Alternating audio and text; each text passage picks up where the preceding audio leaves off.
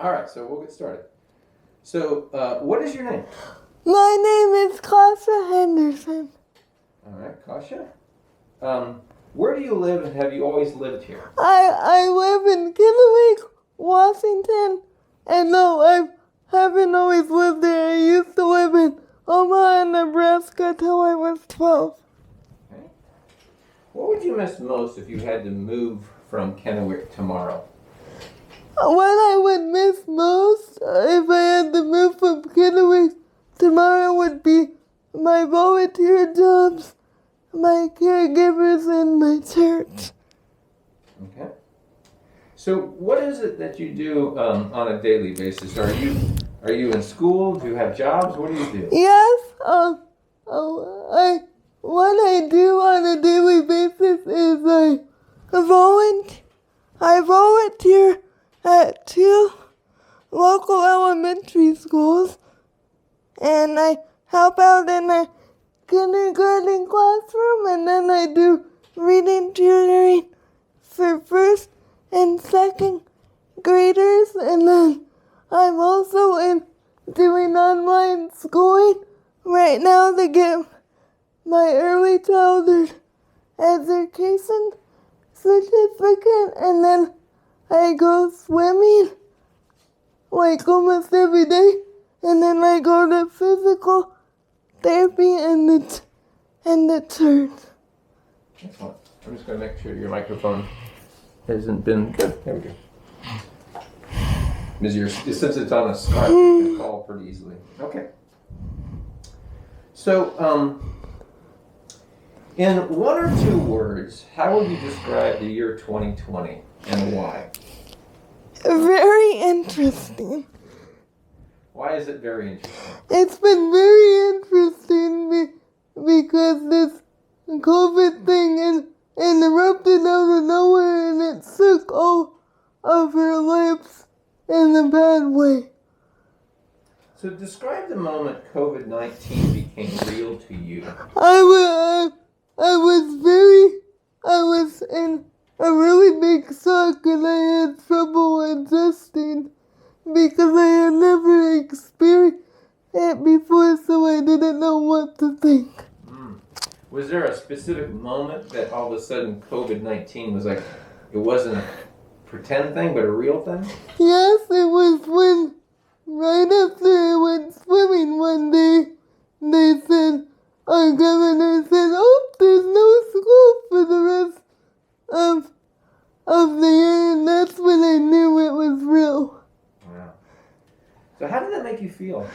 It makes me feel very emotional because we can't do as much as we used to, and it makes me sad too because I know a lot of people are getting really sick and dying every day.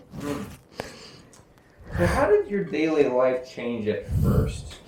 My daily life changed at first because I lost all my volunteer jobs, my ability to swim, and a lot of caregivers.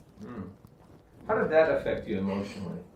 It affected me emotionally, and it really affected me emotionally because I had to learn how to deal with all this craziness.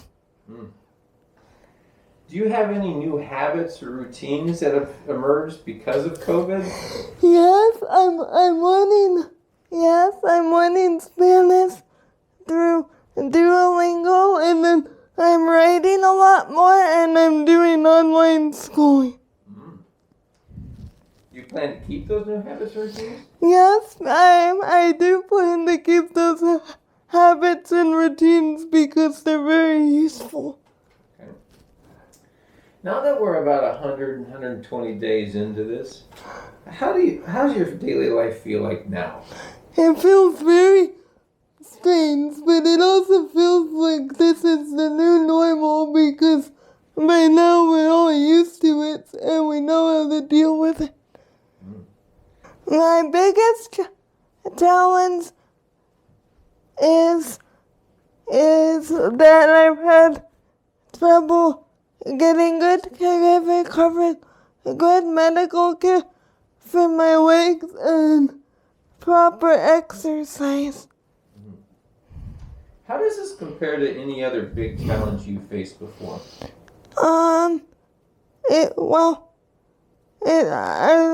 I would say that it hasn't compared to anything because this is a brand new experience for all of us. Let's give people some context here, since what you just said. So, what is your physical limitations that you have? How would you describe to people who don't, when they first meet you, kind of? I was born with a disability called cerebral palsy, and that basically just means that my brain doesn't always communicate with my body. Gotcha. Can you get me another little rag because it's just good for future then? You're doing good. You're doing really good. So, what was your life like before COVID? What was your daily routine like? So, people who don't know what having cerebral palsy it means, what does that mean to you on a daily basis? What happens? It means I need caregivers or family members with me almost 24/7, and they go with me out in public wherever I'm going, just in case I need physical assistance with something. Okay. So so in that context, what's been your biggest? Well, let me ask you a different question. How will your daily life feel like 2 years from now? How do you think it's going to feel like 2 years from now? Well, I hope it'll be back to normal as possible because we can't be expected to be dealing with the COVID thing forever. That's great. So in the challenges you see in your volunteer work or in your school or in your community, what excites you about solving them? I think what excites me about solving this COVID stuff is that it's realizing that I'll eventually be able to go back to normal. So, what was your reaction to the George Floyd incident? I'm sorry, and then I'll ask the second question. So, what's your reaction to the incident? And then also, how would you describe how the community here in Kennewick responded with whatever protest or response? I would say that I responded to the George Foreman incident in shock. George Floyd. George Floyd is a little bit different. All right, sorry. You can start. She was talking about a boxer. It's a funny thing because he used to be a George Floyd. All right, so let's go. All right, let's clear that laughter. George Floyd. Hold on for a second. Your scarf. Okay, I'm on my.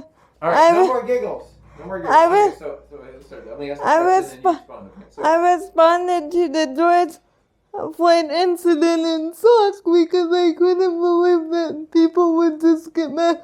I can't believe that people would just get mad and kill people. And I responded to the protest in shock and a little bit angry because I can't believe that people would go out and protest just because they don't like all this COVID stuff. And plus they don't really seem to, I feel like a lot of people still don't understand about the COVID thing or they don't believe it, so they go out and do whatever they want to do without wearing a mask. I feel in the next 5 years, I feel confident that I'm going to be able to go back to normal. Okay. Is there a question I should have asked you that I haven't asked? No, I think you asked them all. What would you like people to know that don't know somebody with cerebral palsy? What would you like them to know about this? We're just like you. You guys, we just have to do things a little differently. All right. So when you said you were writing a lot more, what are you writing? I write short stories for children and teens, and plus I just started writing the first part of my memoir. Oh, wow. So, Kasia, so people are going to watch this on the internet, right? They're going to find it on YouTube. And we don't know when they're going to watch it. They might watch it now. They might watch it years from now. You might be an old woman by that time. So, what message, you kind of imagine this is like a time capsule. What message would you like to share with whoever's watching this, whenever they're watching it, and wherever they're watching it? What message would you like to share? Just stay home, stay safe, and wear a mask. All right. Any other things you want to share with us? No, thank you so much.